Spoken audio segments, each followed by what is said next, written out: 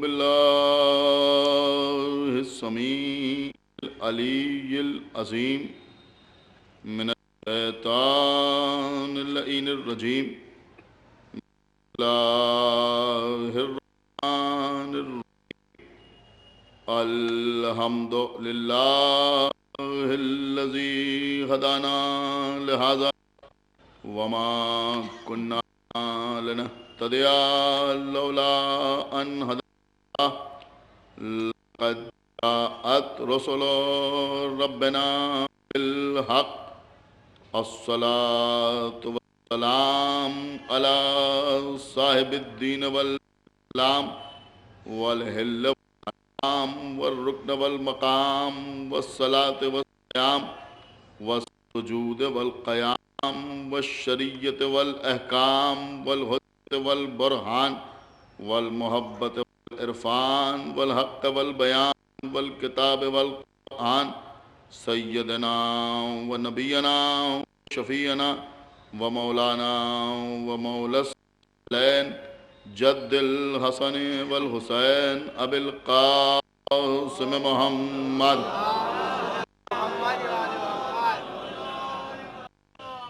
وعلى أهل بيته الطيبين الطاهرين المعصومين المظلومين المنتخبين المنتجبين الذين أذهب الله عنهم الرجس وطهرهم تطهيرا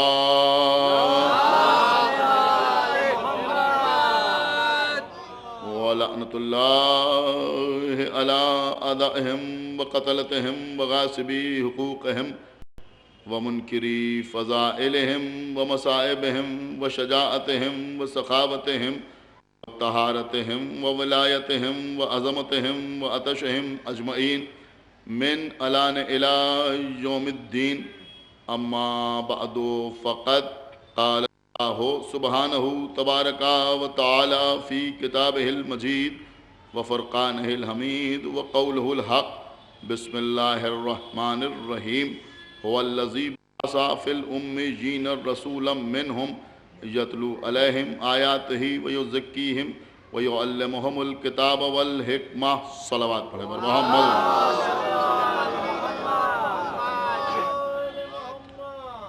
حضرات اس سال معرفت رسول کے موضوع پر گفتگو کا سلسلہ آپ حضرات کے سامنے جاری ہے۔ سورہ جمعہ کی جس آیہ مبارکہ کی تلاوت کا شرف حاصل کیا ہے، اس ارشاد رب العزت ہو رہا ہے کہ ہم نے یعنی اللہ نے امیین کے درمیان انہی میں سے ایک کو رسول مبعوث کیا، اور اس رسول کی شان یہ ہے کہ وہ ان کے سامنے آیات الہی کی تلاوت کرتا ہے، ان کے نفسوں کو پاک کرتا ہے اور ان کو کتاب و حکمت کی تعلیم دیتا ہے۔ عزیزوں، کل کی مجلس میں نے آپ کے سامنے یہ بات عرض کی تھی کہ کچھ خود ساختہ رہبروں کی محبت میں رسول کا کلمہ پڑھنے والے جانتے ہوئے اور سمجھتے ہوئے بھی عظمت رسول کو بیان کرنا مناسب نہیں سمجھتے۔ اگر ذکر رسول کرتے ہیں تو کبھی زلف کا تذکرہ، کبھی آنکھوں کا تذکرہ، کبھی چہرے کا تذکرہ، اگر کمالات اور فضائل رسول بیان کرتے ہیں تو تقصیر کے ساتھ، قصر کے ساتھ۔ اللہ نے اپنے رسول کے سلسلے میں جو کچھ قرآن میں ارشاد فرمایا یا خود پیغمبر نے اپنے تعارف میں جو کلمات اپنی زبان پہ جاری کیے، وہ لوگوں کو یاد نہیں رہتے۔ اللہ کہتا ہے کہ میرا رسول کتاب و حکمت کی تعلیم دینے والا ہے، رسول کہتے ہیں کہ میں مدینۃ العلم ہوں، لیکن لوگ اس بات پر بضد ہیں کہ نہ پیغمبر کو لکھنا آتا تھا نہ پیغمبر کو پڑھنا آتا تھا۔ دیکھیں کل میں نے آپ کے سامنے عرض کیا تھا کہ قرآن میں پیغمبر کے لیے ایک لفظ بشر استعمال ہو گیا، تو اب لوگوں کو وہی یاد رہا، اور ہر تقریر میں ہم سنتے ہیں کہ محمد ہمارے جیسے بشر تھے۔ اب عزیزوں یہ بھی ایک عجیب و غریب بات ہے کہ اگر لوگ پیغمبر کو اپنا جیسا کہیں تو وہ رسول کے ماننے والے ہیں، اور اگر ہم علی جیسا کہیں تو ہم رسول کو ماننے والے ہیں۔ ایک صلوات پڑھیں ہمارے محمد وآل محمد، ایک باواد بلند صلوات پڑھیں ہمارے محمد وآل محمد۔ دیکھیں عزیزوں میں نے کل بھی آپ کے سامنے عرض کیا تھا کہ ان مجالس کی نوعیت بالکل الگ ہے، اس لیے کہ ان مجالس میں دوسروں تک بھی اپنا پیغام پہنچانا مقصود ہے، لہذا کچھ ترین باتیں ان مجالس پہ مجھے عرض کرنا ہے۔ آپ حضرات اسی طرح تشریف لاتے رہیں گے تو کچھ باتیں آپ تک پہنچتی رہیں گی۔ عزیزوں بہت زیادہ تقصیر سے کام لیا گیا، بہت زیادہ قصر کیا گیا پیغمبر اسلام کی شان بیان کرنے میں۔ آپ ذرا غور کریں کہ اللہ نے قرآن میں پیغمبر کو طٰہٰ کہا، اللہ نے قرآن میں پیغمبر کو یاسین کہا، اللہ نے پیغمبر کو قرآن میں مزمل کہا، اللہ نے مدثر کہا، اللہ نے بشیر کہا، اللہ نے پیغمبر کو نذیر کہا، اللہ نے پیغمبر کو رحمت للعالمین کہا، لیکن ان کو پیغمبر کا کوئی لقب نظر نہیں آتا۔ اگر نظر آتا ہے تو ایک ہی لقب نظر آتا ہے کہ اللہ نے پیغمبر کو امی کہا۔ ایک صلوات پڑھیں ہمارے محمد وآل محمد۔ دیکھیں ایک صلوات اور پڑھیں ہمارے محمد وآل محمد۔ دیکھیں عزیزوں آپ نے ہزاروں تقریریں امی کے موضوع پر ذاکرین سے، علماء سے، خطباء سے سماعت فرمائی ہوں گی، آج چند باتیں مجھ سے بھی سماعت فرما لیں، ہو سکتا ہے کہ میرے جیسے طالب علم کچھ نئی باتیں آپ تک پہنچانے میں کامیاب ہو جائے۔ عزیزوں لفظ امی بہت زیادہ زور دیا جاتا ہے امی کے اوپر، اور امی کا مطلب اور مفہوم یہ بتایا جاتا ہے اور یہ سمجھایا جاتا ہے کہ امی کا مطلب ہے جو پڑھنا نہ جانتا، جو نہ لکھ سکتا ہو نہ پڑھ سکتا ہو، اسے کہتے ہیں امی۔ پیغمبر امی تھے، لکھنا نہیں جانتے تھے، پڑھنا نہیں جانتے تھے۔ حالانکہ آپ حضرات کو بیدار کرنے کے لیے ایک جملہ کر دوں کہ بھائی پیغمبر پڑھنا نہیں جانتے تھے اور لکھنا نہیں جانتے تھے تو آخری وقت میں جب پیغمبر نے قلم و کاغذ مانگا تھا تو دے دینے میں حرج کیا تھا؟ ایک صلوات پڑھیں محمد وآل محمد، ایک صلوات اور پڑھیں محمد وآل محمد۔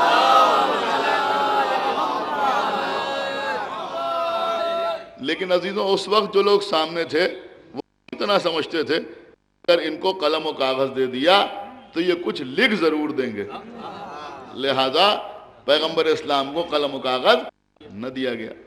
اب کچھ لوگوں نے یہ خیال ظاہر کیا کہ نہیں، جب تک پیغمبر اسلام 40 برس کے نہیں ہوئے، یعنی جب تک پیغمبر اسلام نے اعلان رسالت نہیں کیا، اعلان نبوت نہیں کیا، اس وقت تک پیغمبر اسلام کو تو کتابت پر ملکہ حاصل نہیں تھا، پیغمبر لکھ نہیں سکتے تھے، پیغمبر نہیں سکتے تھے۔ جب 40 برس کے ہو گئے اور اعلان بعثت ہو گیا تب پیغمبر کو اللہ کی طرف سے لکھنے اور پڑھنے کی صلاحیت عطا ہو گئی، ورنہ پیغمبر امی تھے، اور امی کا مطلب ہی یہ ہے کہ جو نہ لکھنا جانتا ہو نہ پڑھنا جانتا ہو۔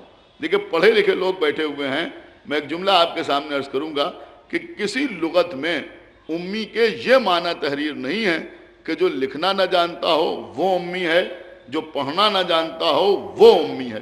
دیکھیں یہ مجمع نہ محسوس کرے گا تو کون محسوس کرے گا؟ اس سلسلے میں جو معنی ملتے ہیں وہ یہ ملتے ہیں کہ امی اسے کہتے ہیں جس نے دنیا میں کسی سے سبق نہ پڑھا ہو۔ ایک صلوات پڑھے بر محمد وآل محمد. کیا سنا آپ نے بات؟ ایک باواز بلند صلوات پڑھے بر محمد وآل محمد.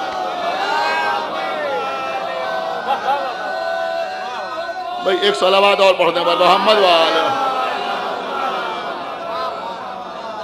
یعنی جس نے دنیا میں کسی سے سبق نہ پڑھا ہو اسے کہتے ہیں امی، اسے کہتے ہیں امی. اور عزیزوں اس بات کو ہم بھی قبول کرتے ہیں کہ پیغمبر نے دنیا میں کسی سے سبق نہیں پڑھا، اس لیے کہ پیغمبر سبق پڑھانے آئے تھے، سبق پڑھنے نہیں آئے تھے. ایک صلوات پڑھے بر محمد وآل محمد. پیغمبر نے دنیا میں کسی سے سبق نہیں پڑھا، اسے کہتے ہیں امی. لیکن عزیزوں ایک بات پر حیرت یہ ہوتی ہے کہ اگر ان کو کہیں امی کے معنی جاہل کے مل بھی گئے، اگر ان کو کہیں امی کا معنی یہ مل بھی گئے کہ جو لکھنا نہ جانتا ہو اسے امی کہتے ہیں، جو پڑھنا نہ جانتا ہو اسے امی کہتے ہیں، تو آپ مجھے بتائیں کہ کیا ہم کو شکایت کرنے کا حق نہیں ہے کہ جن لوگوں کو لفظ مولا کے 25 معنی نظر آتے ہیں ان کو امی کے ایک ہی معنی نظر آتے ہیں؟ صلوات پڑھے بر محمد وآل محمد. بھئی ایک صلوات اور پڑھ دیں بر محمد وآل محمد. عزیزوں الحمدللہ مولا کا کرم ہے.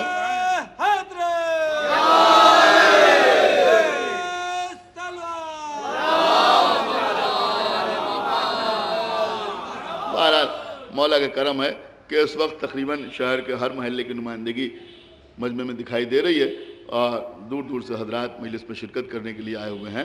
حالانکہ شہر میں اور بھی بہت سی مجلسیں ہو رہی ہیں اور موسم کے تیور بھی اچھے نہیں ہیں. اس کے باوجود جو بزرگ حضرات آئے ہوئے ہیں بہرحال بی بی زہرا ان کو اس کا صلہ دیں گی، اور جو دیگر حضرات تشریف لائیں وہ بھی بہرحال زحمتیں برداشت کر کے آئیں. اور میرے خیال میں ذہن میں صرف ایک ہی خیال رہتا ہے کہ اس کے لیے زحمت گوارہ کر رہے ہیں کہ جس نے کربلا کے میدان میں دن بھر لاشیں اٹھائے. بس عزیزوں بہت توجہ آپ حضرات کی چاہتا ہوں. تو امی کے اوپر بڑی بحثیں ہوتی ہیں کہ امی کے معنی کیا ہیں. عزیزوں ایک معنی مجھ سے سن لیجئے، کبھی میں عرض کر چکا ہوں لیکن اس وقت جو اصل بات میں عرض کرنے جا رہا ہوں آپ کے سامنے وہ بالکل بعد میں آئے گی اور اس کے اوپر انشاءاللہ آپ توجہ دیں گے. جو میں عرض کرنا چاہ رہا ہوں کہ امی کے بہت سے معنی ہیں. انہیں کو امی کے یہ بھی معنی، یہ بھی معنی، یہ بھی معنی، یہ بھی معنی. جیسے مولا کے 25 معنی ہیں ایسے ہی امی کے بھی 25 معنی ہیں. آپ غور فرمانا، ایسے ہی امی کے بھی 25 معنی ہیں. امی کے ایک معنی میں آپ کو سناتا ہوں عزیزوں کہ اگر آپ عرب کے کلچر کا مطالعہ کریں تو جب زمانہ قدیم میں کوئی لشکر جنگ کرنے کے لیے جاتا تھا تو اس لشکر میں بہت سے علم ہوتے تھے. یہ میمنے کا علم، یہ میسرے کا علم، یہ قلب لشکر کا علم، یہ تیر اندازوں کا علم، یہ تلوار بازوں کا علم. سمجھ رہے ہیں آپ؟ اور ان سارے علموں کے درمیان ایک بہت بلند علم ہوتا تھا، اور جو علم سب سے بلند ہوتا تھا اس کو کہا جاتا تھا. توجہ فرمائیے گا، اس علم کو کہا جاتا تھا. اور اس علم کا کام یہ ہوتا تھا کہ اگر لشکر کے سپاہی لڑتے لڑتے دور چلے جائیں اور ان کو اپنی سمت کا اندازہ نہ رہے کہ ہمارا لشکر مشرق میں ہے یا مغرب میں ہے، شمال میں ہے یا جنوب میں ہے، آپ غور فرما رہے ہیں، ہم اپنے لشکر کی کس سمت پہ ہیں، تو وہ اپنا سر گھما کے دیکھ لیں اور جب اس بلند ترین علم دیکھیں تو اپنے مرکز پر واپس آ جائیں. کیا سن رہے ہیں آپ؟ اپنے مرکز پر نہیں غور کر رہے ہیں آپ، اپنے مرکز پر واپس آ جائیں. اس کا مطلب یہ ہوا کہ یہ علم کا پرانا کام ہے کہ اگر کوئی راستے سے بھٹک گیا ہے، ایک صلوات پڑھے بر محمد وآل محمد.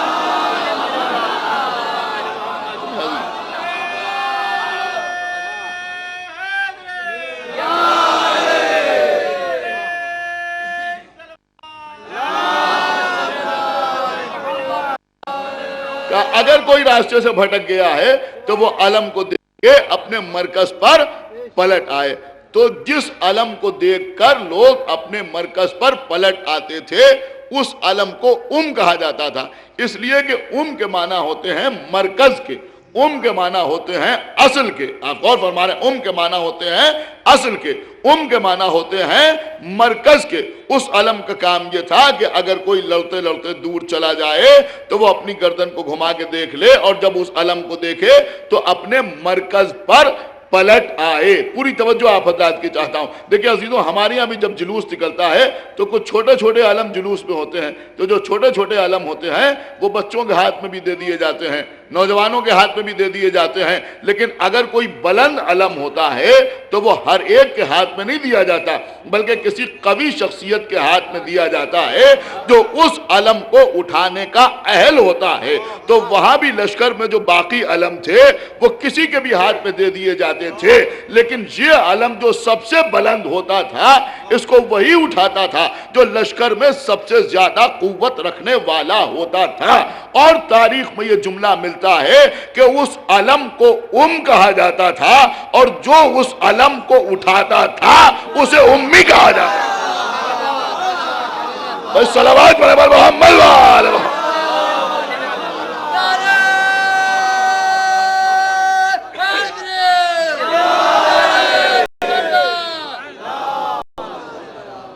بہرحال سردی بہت ہو رہی ہے، میں بھی آہستہ آہستہ پڑھ رہا ہوں تاکہ بات آپ تک پہنچ جائے. تو جو اس علم کو اٹھاتا تھا اسے امی کہا جاتا تھا. کس علم کو اٹھاتا تھا؟ کہ جس کی وجہ سے لوگ مرکز پہ پلٹ آئیں. جو اس کو اٹھاتا تھا اسے امی کہا جاتا تھا. اب ہو سکتا ہے کوئی کہے کہ یہ معنی آپ نے کیا بیان کیے؟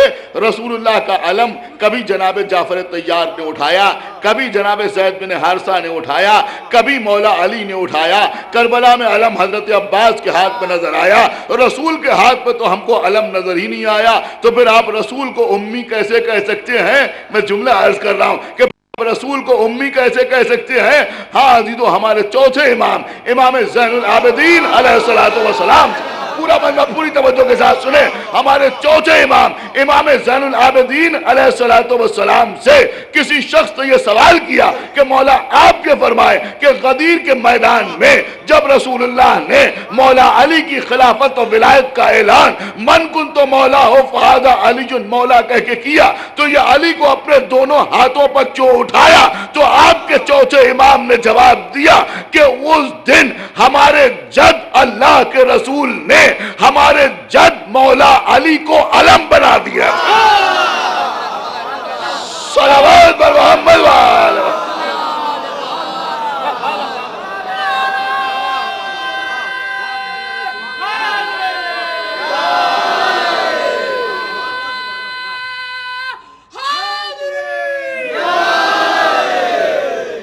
ایک صلوات اور پڑھتے پر محمد وآل. کیا فرمایا؟ فرمایا کہ اس دن اللہ کے رسول نے ہمارے جد علی کو علم بنا دیا تھا. کیا بنا دیا تھا؟ کہ علم بنا دیا تھا. اب اگر ابھی بھی کسی کی سمجھ میں نہ آیا کہ میں نے کیا عرض کیا، تو جو کو اٹھاتا تھا اسے امی کہا جاتا تھا. سن رہے ہیں آپ؟ جو کو اٹھاتا تھا اسے امی کہا جاتا تھا. اب سمجھ میں آیا کہ غدیر کے میدان میں رسول اللہ نے علی کو بنا دیا، علم بنا دیا، اور بتایا کہ علی ہے، انہیں اٹھانے والا میں امی ہوں. میں آپ کے سامنے وضاحت کر دوں، اس علم کا کام یہ ہوتا تھا کہ جو مرکز سے بھٹک گئے ہیں وہ مرکز پہ پلٹ آئے. یاد کیجئے وہ واقعہ کہ جس وقت شورا قائم کی تو اس وقت خلیفہ دوم نے یہ کہا تھا کہ اگر میں علی کو خلیفہ بنا دوں تو یہ لوگوں کو اس کے مرکز پر پلٹا لائیں گے. صلوات پر محمد وآل محمد. صلوات اور پڑھا محمد وآل محمد.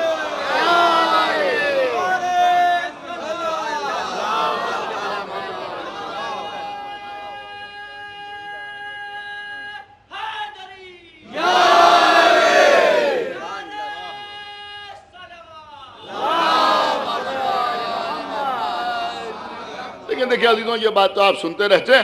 اب جو آج اصل بات میں آپ کے سامنے عرض کرنا چاہ رہا ہوں، اب اس کا آغاز کر رہا ہوں. اور الحمدللہ اس سال میں نے آپ کے سامنے سورہ جمعہ کی آیہ مبارکہ کو سرنامہ سخن قرار دیا ہے. حالانکہ سورہ جمعہ پڑھنے کا سب سے زیادہ حق تو ہمارے وکیل صاحب کو ہے جو تشریف فرمائیں. ایک صلوات پڑھیں محمد وآل محمد. ایک صلوات اور پڑھیں محمد وآل محمد.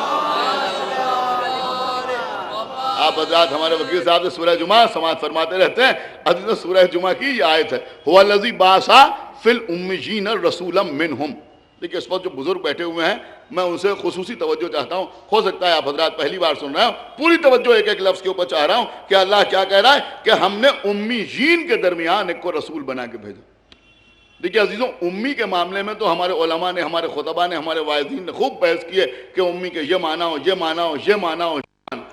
لیکن جہاں جہاں ہم نے اس آیہ مبارکہ کے ذیل میں علماء کی تحریروں کو دیکھا تو اکثر مقامات پر دلیل اس انداز سے دی گئی کہ بے شک امیین سے مراد جہلا ہیں, لیکن جہلا کے درمیان اللہ ایک اور جاہل کو نہیں بھیجے گا. ایک صلوات پڑھیں محمد و آل محمد. دیکھیے ابھی تک جو نقطے آپ سنتے رہتے تھے وہ میں عرض کر رہا ہوں, مگر میرے خیال میں آپ نے غور نہیں کیا میں کیا عرض کر گیا. میں نے کہا جہلا کے درمیان اللہ کہہ رہا ہے کہ ہم نے امیین کے درمیان بھیجا. تو اب لوگ بیان کرتے ہیں کہ امیین کے سے مراد مکے کے جاہل ہیں, جہلا ہیں. تو اب اللہ ظاہر سی بات ہے کہ بیماروں کے درمیان بیمار کو نہیں بھیجا جاتا, بیماروں کے درمیان طبیب کو بھیجا جاتا ہے. اور فرمانا ہے بیماروں کے درمیان طبیب کو بھیجا جاتا ہے. تو ظاہر سی بات ہے کہ جاہلوں کے درمیان عالم کو بھیجا جائے گا, پڑھے لکھے کو بھیجا جائے گا. لیکن عزیزوں کتاب کا نام ہے کشف الاسرار. خداوند عالم درجات عالی کرے, بڑے زبردست محقق تھے علامہ سبطین سرسوی صاحب قبلہ.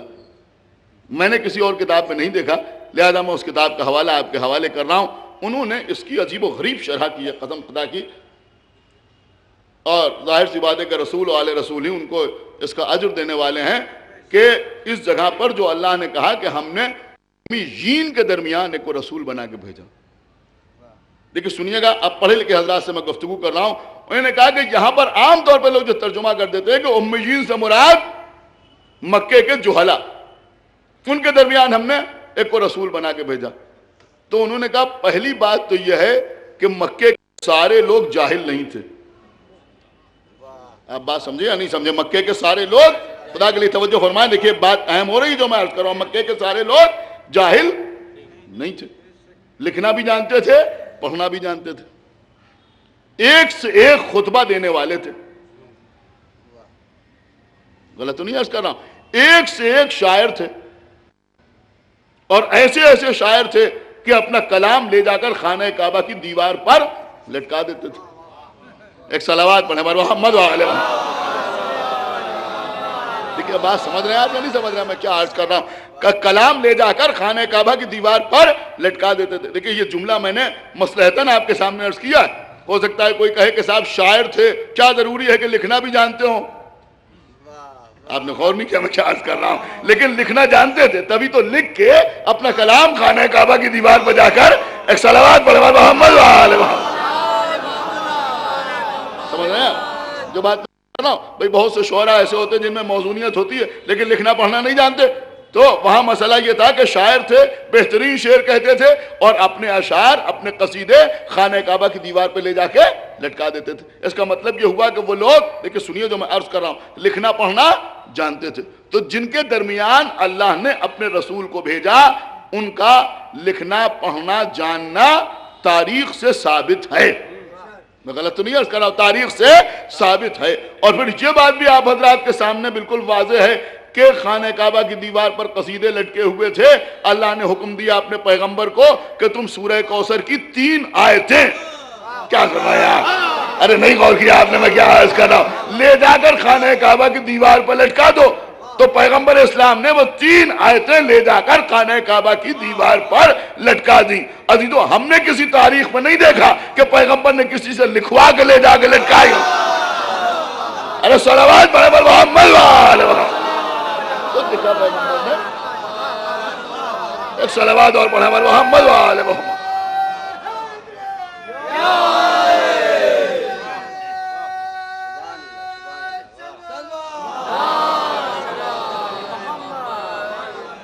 تو اس کا مطلب یہ ہوا کہ اس وقت کے لوگ لکھنا جانتے تھے, پڑھنا جانتے تھے, اور پیغمبر بھی لکھنا جانتے تھے. سمجھ رہے ہیں آپ, پیغمبر بھی لکھنا جانتے تھے. پیغمبر نے لکھا, توجہ فرمائیے گا, لکھا. اور میں آپ کے سامنے عرض کروں کہ جنگ احد سے پہلے, دیکھیں سنیے یہ تاریخ ہے جو میں عرض کر رہا ہوں, جنگ احد سے پہلے, جنگ احد سے پہلے پیغمبر اسلام مدینے کے باہر ایک باغ میں تشریف فرما تھے. عباس ابن عبد المطلب نے پیغمبر کو خط لکھا سمجھ رہے ہیں آپ؟ عباس ابن عبد المطلب نے پیغمبر کو خط لکھا اور یہ لکھا کہ مشرکین مکہ ہم پر حملہ کرنے والے ہیں۔ اب تاریخ یہ بتاتی ہے کہ پیغمبر نے اس خط کو کسی کے سامنے پڑھ کے نہیں سنایا اور لوگوں کو نہیں بتایا کہ ہم پر حملہ ہونے والا ہے۔ کیوں؟ کہ پیغمبر لوگوں کے دلوں کے حال سے واقف تھے۔ سمجھ رہے ہیں آپ یا نہیں سمجھیں؟ کسی کو بتایا نہیں۔ جب پیغمبر مدینے میں آ گئے اور سارے کے سارے مسلمان مدینے پلٹ آئے، تب پیغمبر نے لوگوں کو بتایا کہ عباس ابن عبد المطلب نے مجھے خط لکھا جس پہ مجھے خبر دی کہ کفار مکہ، مشرکین مکہ ہم پر حملہ کرنے والے ہیں۔ لیکن یہ چھوٹی چھوٹی باتیں یہ مجلسوں میں اس لیے نہیں پڑھی جاتی کہ اس سے کوئی نکتہ اکتہ نکلتا ہوا نظر نہیں آتا، لیکن آپ غور کریں کہ اس سے یہ ثابت ہوا یا نہیں ثابت ہوا کہ عباس بھی لکھنا اور پڑھنا جانتے تھے۔ سمجھ رہے ہیں آپ یا نہیں سمجھ رہے ہیں میں کیا عرض کر رہا ہوں؟ ایک صلوات پڑھیں محمد وآلہ محمد۔ دیکھیں غور کیجیے تو میں عرض کر رہا ہوں کہ عباس ابن عبد المطلب بھی لکھنا جانتے تھے اور انہوں نے پیغمبر کو خط لکھا اور پیغمبر اسلام نے وہ خط پڑھا اور پڑھنے کے بعد کسی کو نہیں بتایا۔ جب مدینے آئے تو لوگوں کو بتایا۔ اس کا مطلب یہ ہوا کہ پیغمبر بھی لکھنا بھی جانتے تھے، پڑھنا بھی جانتے تھے، اور عباس ابن عبد المطلب بھی لکھنا پڑھنا جانتے تھے۔ تو یہ تو کوئی ثابت ہی نہیں کر سکتا کہ پیغمبر جس قوم کے درمیان آئے اس میں نہ کوئی لکھنا جانتا تھا نہ کوئی پڑھنا جانتا تھا۔ اللہ کیا کہہ رہا ہے؟ اللہ کہہ رہا ہے کہ ہم نے امیین کے درمیان ایک کو رسول بنا کے بھیجا۔ تو اب یہ امیین کہا کسے گیا؟ سنیے گا شرح صاحب، یہ امیین کہا کسے گیا؟ دیکھیں آج میں امیین کے وہ معنی بتاؤں گا کہ آپ سی ڈی خریدنے کے لیے مجبور ہو جائیں۔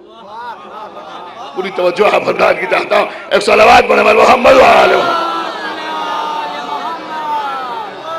دیکھیں غور کیجئے تو میں عرض کر رہا ہوں،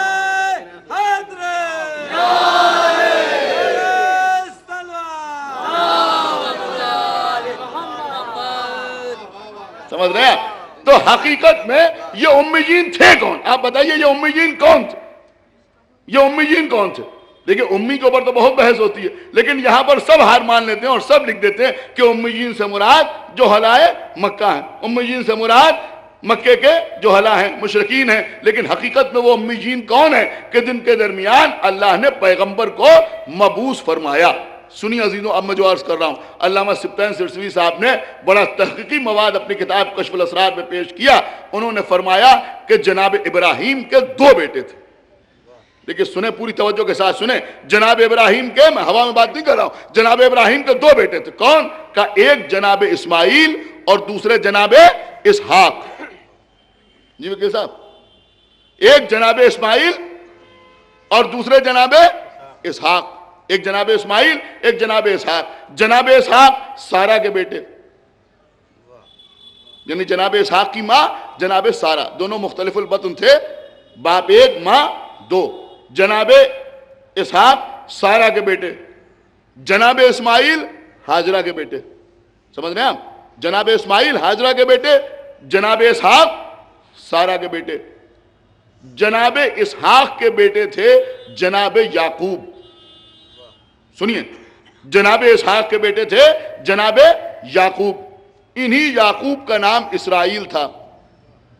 سن رہے ہیں آپ؟ انہی یعقوب کا نام اسرائیل تھا۔ اسی لیے جناب یعقوب کی ساری اولادیں بنی اسرائیل کہلائیں۔ بھئی ایک صلوات پڑھیں محمد وآلہ محمد۔ جناب یعقوب کی ساری اولادیں بنی، خدا کے لیے توجہ کے ساتھ سنیے گا، جناب یعقوب کی ساری اولادیں بنی اسرائیل کہلائیں۔ جناب اسحاق کا جناب یعقوب کے علاوہ کوئی اور بیٹا نہیں تھا۔ اس کا مطلب یہ ہوا کہ اسحاق کی اولاد بنی اسرائیل کہلائی۔ جناب ابراہیم کے بعد جناب عیسیٰ تک جتنے نبی آئے سب بنی اسرائیل میں تھے۔ بات سمجھ میں آئی آپ کی یا نہیں آئی؟ سارے نبی جناب ابراہیم کے بعد جناب عیسیٰ تک جتنے نبی آئے سب کے سب بنی اسرائیل میں تھے۔ یعنی مثلا جناب یوسف، مثلا یحییٰ، زکریا، جناب عیسیٰ، جناب موسیٰ، جناب ہارون، یہ سارے کے سارے نبی جو تھے، یہ سارے کے سارے نبی بنی اسرائیل میں تھے۔ نہیں توجہ فرمانا ہے، یہ سارے کے سارے نبی بنی اسرائیل میں تھے۔ لیکن جناب ابراہیم کے دوسرے بیٹے جناب اسماعیل، جناب اسماعیل کو جناب ابراہیم مکے کی سنسان وادی میں چھوڑ کے چلے گئے۔ سمجھ رہے ہیں آپ؟ اس وقت تک وہاں کچھ نہیں تھا. جناب حاجرہ اور جناب اسماعیل کی وجہ سے، اب مجھے وہ پوری بات عرض نہیں کرنا ہے، مکہ آباد ہوا. اور جب مکہ آباد ہوا اور وہاں خانہ کعبہ بن گیا تو لوگ آ کے مکے میں آباد ہونے لگے. چونکہ جناب حاجرہ کی وجہ سے، خدا کے لیے توجہ فرمائیے گا، جناب حاجرہ کی وجہ سے مکہ آباد ہوا اور عرب کے لوگ آ کر مکے میں رہنے لگے. توجہ فرما رہے ہیں آپ؟ لہذا لوگ جناب حاجرہ کو ام العرب کہنے لگے. سمجھ رہے ہیں آپ یا نہیں سمجھ رہے؟ بھائی خدا کے لیے بیدار ہو کو سنیے، ایک صلوات پڑھے محمد وآلہ. بہت توجہ آپ حضرات کے چاہتا ہوں. لوگ جناب حاجرہ کو ام العرب کہنے لگے، ام العرب کہنے لگے. اور ابن خلدون نے اپنی تاریخ میں لکھا ہے کہ جناب حاجرہ جس قریے سے تعلق رکھتی تھی اس قریے کا نام بھی ام العرب تھا. سمجھ رہے ہیں آپ؟ اس قریے کا نام بھی ام العرب تھا. تو اسحاق جناب اسماعیل کے ایک بیٹے سارہ سے، اسماعیل جناب ابراہیم کے بیٹے جناب حاجرہ سے. اسحاق کی اولاد بنی اسرائیل کہلائی. توجہ فرمائی آپ نے؟ اسحاق کی اولاد بنی اسرائیل کہلائی. بنی اسرائیل کہلائی کس کی وجہ سے کہلائی؟ کہ جناب یعقوب کی وجہ سے انہیں بنی اسرائیل کہا گیا. لیکن جناب اسماعیل کی اولاد، توجہ فرما رہے ہیں، چونکہ جناب حاجرہ کی وجہ سے مکہ آباد ہوا تھا اور جناب حاجرہ کو ام العرب کہا جاتا تھا، لہذا اسماعیل کی اولاد میں جو لوگ ہوئے وہ امی جین کہلائے. کیا سن رہے ہیں آپ؟ خدا کے لیے توجہ فرمائیے بھائی، میں کیا عرض کر رہا ہوں. وہ لوگ امی جین کہلائے. کون لوگ امی جین کہلائے؟ کہ جو اسماعیل کی اولاد سے تھے، جن کا تعلق جناب حاجرہ سے تھا، وہ لوگ امی جین کہلائے. اور یہ سلسلہ چلتا رہا. لیکن بنی اسرائیل میں تو بہت سے نبی ہوئے مگر اسماعیل کی اولاد میں کوئی نبی نہیں ہوا. کوئی نبی نہیں ہوا. کوئی نبی نہیں ہوا. صرف ایک نبی جناب اسماعیل کی اولاد میں ہے. وہ کون ہے؟ کہ وہ ہمارے آخری رسول حضرت احمد مصطفیٰ محمد مصطفیٰ صلی اللہ علیہ وآلہ وسلم. ایک صلوات پڑھے محمد وآلہ. سنایا آپ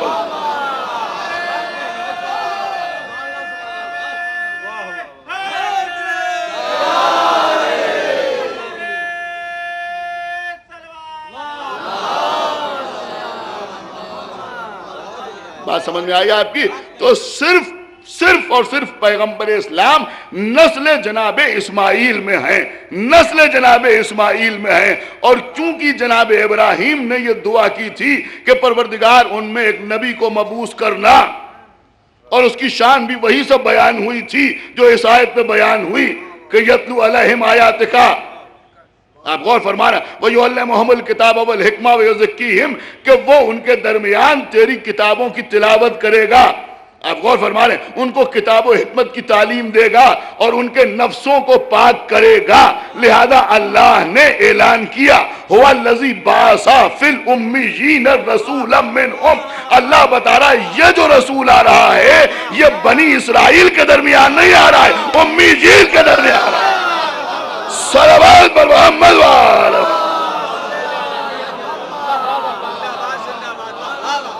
ایک بابا جو بلند صلوات پر محمد وآلہ.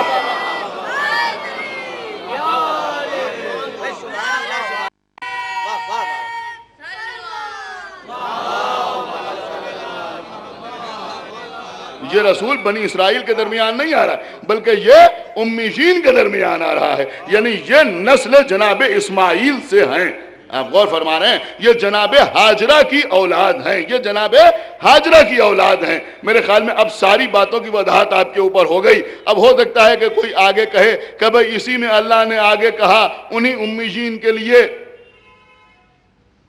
آپ غور فرما رہے ہیں، انہی امیین کے لیے کہا اللہ نے کہ یہ ضلال مبین، کہ یہ کھلی ہوئی گمراہی میں تھے. آپ غور کر رہے ہیں، لیکن سبطان سرسوی صاحب نے لکھا کہ آپ لغت اٹھا کے دیکھیں، ضلال کے معنی گمراہی کے بھی ہیں اور ضلال کے معنی گمنامی کے بھی ہیں. توجہ فرمائیے جو میں عرض کر رہا ہوں، خدا کے لیے توجہ فرمائیے. ضلال کے معنی، خدا کے لیے بیدار ہوئیے، ضلال کے معنی گمراہی کے بھی ہیں اور ضلال کے معنی گمنامی کے بھی ہیں. اللہ نے یہاں پر جو مراد دی ہے وہ گمنامی ہے. اللہ بتانا چاہتا ہے کہ بھئی بنی اسرائیل تو بہت مشہور ہو گئے، لیکن امیین کے درمیان چونکہ کوئی رسول نہیں آیا، لہذا یہ گمنامی کے اندھیرے میں تھے، اب یہ دنیا کے سامنے آئے. صلوات پر محمد وآلہ.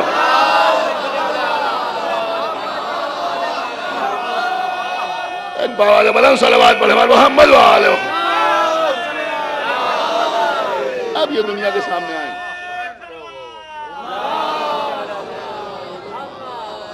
ایک صلوات اور پڑھنے پر محمد وآلہ. سمجھ میں آیا آپ کی؟ یہ ہے هو الذی بعث. کی دولت ہے نعرہ حیدر، غریب لوگوں کی دولت ہے نعرہ حیدر، رگوں میں خون کی حرارت ہے نعرہ حیدر، رگوں میں خون کی حرارت ہے نعرہ حیدر، ایک عہد نو کی ضرورت ہے نعرہ حیدر، ایک عہد نو کی ضرورت ہے، امام عصر کی نصرت ہے، امام عصر کی نصرت ہے. ہمیں یقین ہے کہ وہ جب ظہور فرمائیں گے ہم ان کے ساتھ مل کے یہ نعرہ لگائیں گے، نعرہ حیدر، نعرہ سلوات. تو عزیزوں یہ ہیں امیین، یہ ہیں امیین. ان کے درمیان اللہ نے انہی میں سے ایک کو رسول بنا کے بھیجا، انہی میں سے ایک کو رسول بنا کے بھیجا. دیکھیں عزیزوں، اگر یہ بات آپ کے ذہن میں رہے تو بہت سے بڑے دقیق قسم کے مسائل بھی حل ہو جائیں کہ پیغمبر اسلام نے فرمایا کہ ہماری امت کے علماء. کیا سن رہے ہیں آپ بھائی؟ خدا کے لیے توجہ فرمائیے گا. کیا عرض کر دیا میں نے، آپ نے شاید غور نہیں کیا. پیغمبر نے فرمایا کہ ہماری امت کے علماء بنی اسرائیل کے انبیاء سے افضل ہے. سمجھ نہیں رہے آپ میں کیا عرض کرنا. یہ تو آپ کو ماننا ہی پڑے گا نا کہ معصوم نہیں ہے، اس لیے کہ بہرحال مومنین کو معلوم ہو یا نہ معلوم ہو، لیکن اہل علم یہ بات اچھی طرح جانتے ہیں کہ جو مجتہد ہوتا ہے وہ معصوم نہیں ہوتا، جو معصوم ہوتا ہے وہ مجتہد نہیں ہوتا. دیکھیں ایک صلوات پر محمد وآلہ محمد. یعنی یہ بات ایک صلوات اور پڑھے محمد وآلہ محمد. آپ سمجھے آپ یا نہیں سمجھے؟ جو مجتہد ہوتا ہے وہ معصوم نہیں ہوتا. سمجھ رہے ہیں؟ اور جو معصوم ہوتا ہے وہ مجتہد نہیں ہوتا. اس لیے کہ اگر معصوم ہے تو اسے اجتہاد کی ضرورت ہی نہیں پڑتی، اس کے لیے اجتہاد کی حاجت ہی نہیں ہوتی. اجتہاد تو وہ کرتا ہے جو معصوم نہیں ہوتا. تو بھائی یہ تو آپ مانیں گے کہ یہ معصوم نہیں ہے، تو جب معصوم نہیں ہے تو پھر بنی اسرائیل کے انبیاء سے افضل کیسے ہو گئے؟ اس لیے کہ وہ تو صاحب عصمت تھے. جناب موسیٰ تو معصوم تھے، جناب عیسیٰ تو معصوم تھے. اب لوگ کہتے ہیں نہیں جو چھوٹے چھوٹے نبی آئے وہ چھوٹے چھوٹے نبی ہوں یا بڑے بڑے نبی ہوں، لیکن بہرحال معصوم سب کے سب تھے. غور کیا آپ نے؟ معصوم سب کے سب تھے. تو اب وہ امت کے علماء کون ہیں جو بنی اسرائیل کے انبیاء سے افضل ہیں؟ اگر میثم زیدی اپنی طرف سے کہے تو اسے منبر سے اتارنے کا آپ کو مکمل اختیار ہے، لیکن جا کے پڑھیے اصول کافی میں ہمارے چھٹے امام امام جعفر صادق علیہ السلام، ہمارے چھٹے امام ارشاد فرما رہے ہیں کہ نحن علماء وشیعتنا متعلمون، یعنی ہم علماء ہیں اور ہمارے شیعہ ہمارے طالب علم ہیں. صلوات پر محمد وآلہ محمد. ہم علماء.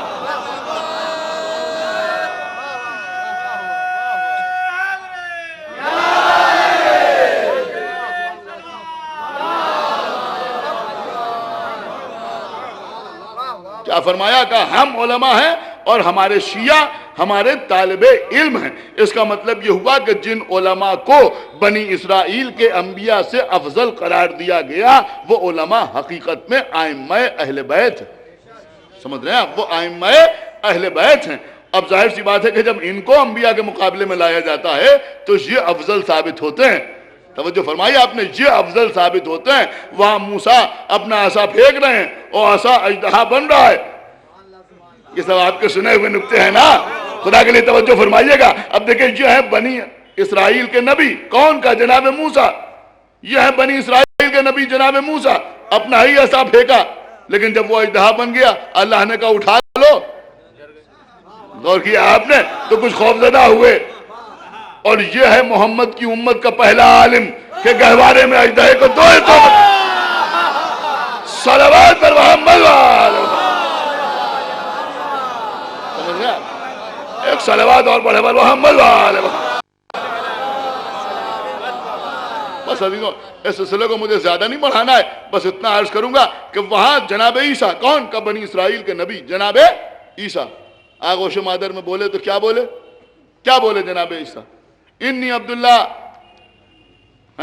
یہی تو بولے نا، انی عبداللہ آتانی الکتاب وجعلنی نبیہ. میں عبداللہ ہوں، میں اللہ کا بندہ ہوں، اللہ نے میرے اوپر کتاب نازل کی ہے اور مجھے نبی بنایا ہے. یہ کون ہے؟ کہ یہ بنی اسرائیل کے نبی ہیں، لیکن انجیل پڑھ کے نہیں سنائی. کیا سنایا آپ؟ غور کیا آپ نے؟ انجیل پڑھ کے نہیں سنائی، صرف یہ کہا کہ میرے اوپر کتاب نازل ہوئی ہے، پڑھ کے نہیں سنائی. اور یہ ہے امیین کا عالم. آپ غور فرما رہے ہیں، محمد کی امت کا پہلا عالم کہ رسول کی آغوش میں آگے پوچھ رہے ہیں یا رسول اللہ زبور سناؤں، توریت سناؤں، انجیل سناؤں یا قرآن سناؤں؟ صلوات پر محمد وآلہ.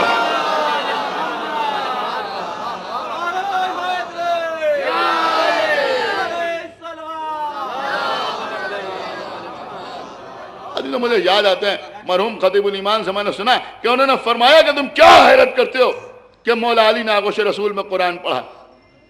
تم کیا حیرت کرتے ہو کہ مولا علی نے ایک رکعت سے دوسری رکعت کے درمیان قرآن تمام کر لیا؟ ارے تمہیں اس پر حیرت ہو رہی ہے، آگے دیکھو حسین کا سر ٹھوکے نیزہ پہ تلاوت کر رہا. بس عزیزوں میں نے بات کو تمام کیا. سمجھ رہے ہیں آپ؟ امام حسین کا سر نو کے نیزہ پہ تلاوت کر رہا ہے.